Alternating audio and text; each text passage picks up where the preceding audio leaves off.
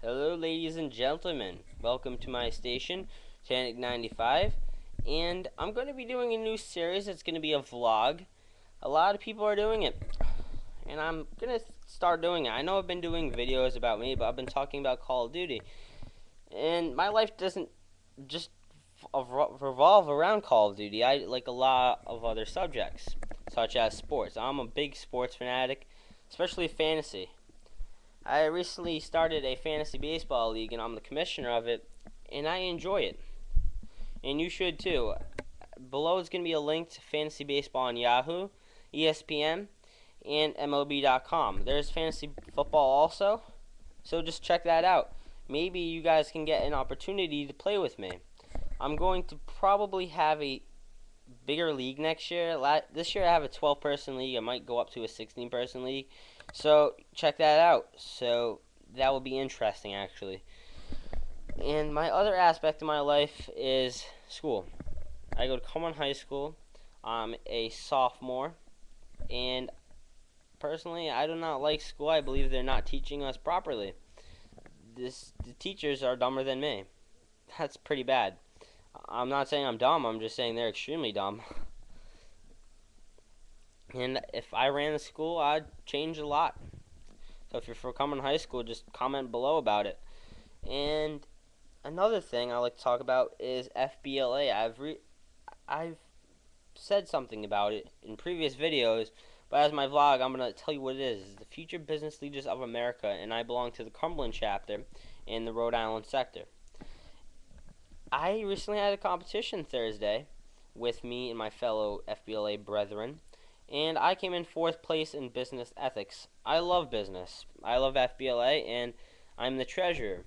So hit me up if you want me to hold your money. Do you trust me? The world may never know.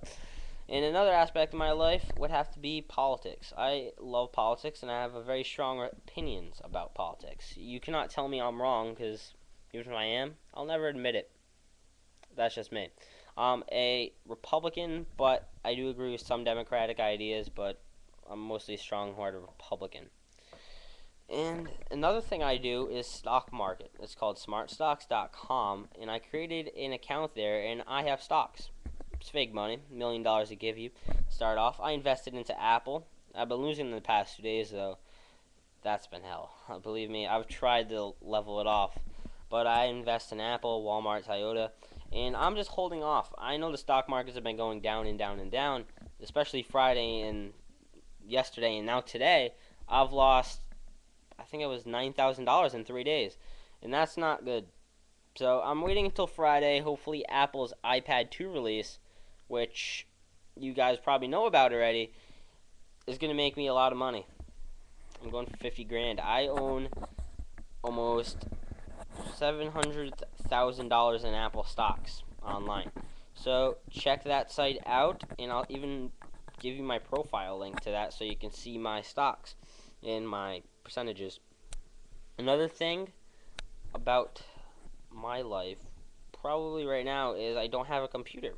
The computer you're using is my parents', and another one, which is the Mac, which I think I showed you in one of my iPod videos. I think it was the testing out, or no, it was the Boston video. The Mac doesn't have a webcam and no microphone. This computer here, I'm using my Logitech microphone, because this computer here, it's an HP, does not have a mic either. My compact is dead. I've had it for a year and a half, and I guess they don't last too long, these PCs. It was a Windows Vista. It had an Intel Celeron processor. If you don't know about this, just leave right now. But no, stay. But I'm looking for an i3 processor laptop computer, or a desktop with at least 500 memory storage. So if you guys have a recommendation for a cheap, affordable computer, because you know money, everything revolves around money in this country.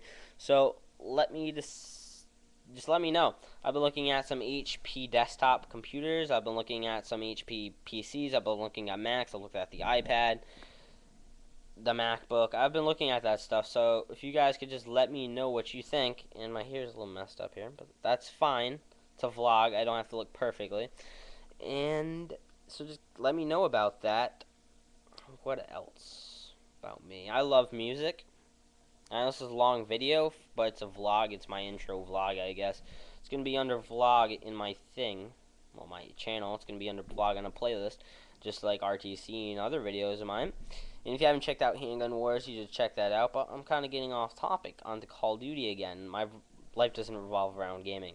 If you want to know where I do play, that TV behind me is hooked up to my PS3, and that's the TV I work off of. So, kind of turned away from the window, my usual seat.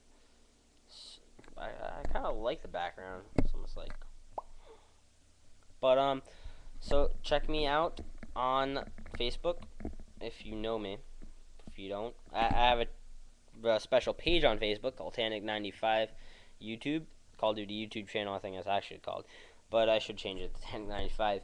And that's pretty much it. Except, wait, what am I forgetting? I love watching TV, by the way. The event was on last night. I watched that. I enjoyed that. Hawaii 5-0 is another good one. And Ordinary Family, I think it is. It's pretty good, actually. And some people have said Outsource sucked, but I personally liked Outsource. And now let's talk about Charlie Sheen.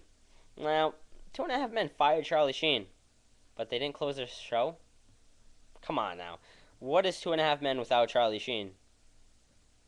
Exactly. CBS, I can tell you that I'm not watching you anymore, because the only reason why I was watching you was because of Charlie Sheen and 2.5 Men. You have just lost a viewer. Congratulations. You must feel very happy and successful.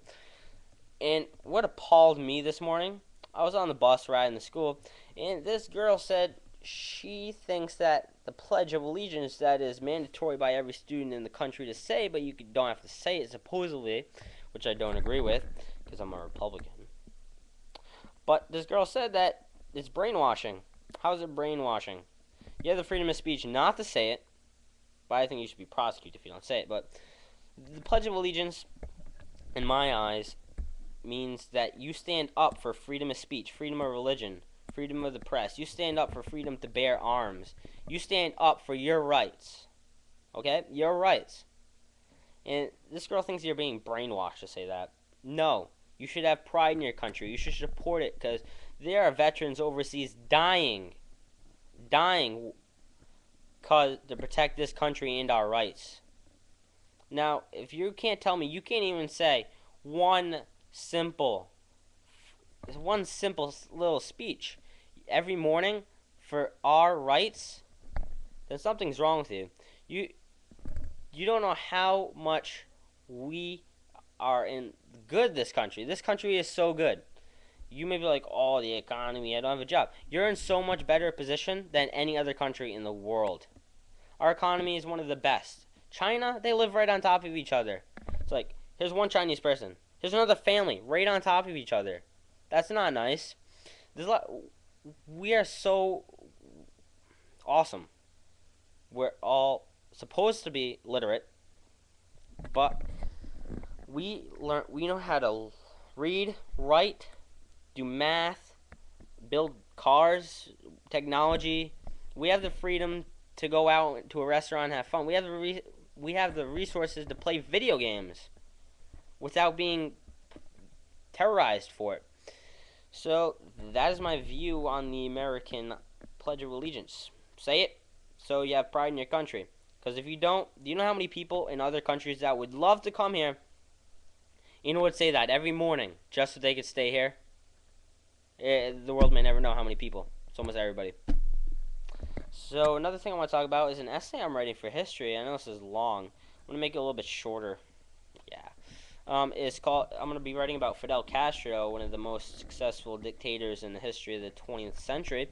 He rose from nothing and became one of the most powerful men in the 20th century. He, in my eyes, did a lot for his people. He made it so no Cuban is illiterate. They're all literate in Cuba. So you go down there, they know how to read, write, talk. You know, they know how to do it. And another thing about Cubans, they have no malnourished children. They're all equal. Yes, there's no rich, there's no poor. They're all right there. All flat. But I think Fidel Castro, he turned his country into poverty and into equality. And I think that's the best thing you can do. If the screen went black right there, it's because my computer just won't, you know. So, that's it. So, Fidel Castro, check him out, and he wasn't that bad of a guy. We actually tried to assassinate him as a country because he was anti-American to a point where he didn't like technology, I guess you could say. And he didn't like our expansion. He wanted the best for his country, and that's what a leader should be made out of. You can't adore the man for what he did, but you have to admire him for what he did for his people, and that's what a leader is meant to do: serve his people and make their quality of life amazing. So, this is Tank95 signing off. Hope you like my new vlog series, and check it out. Okay, check out my Call of Duty gameplay, commentaries, all that. So, it's Tank95 signing off. Picking my nose there. Yep.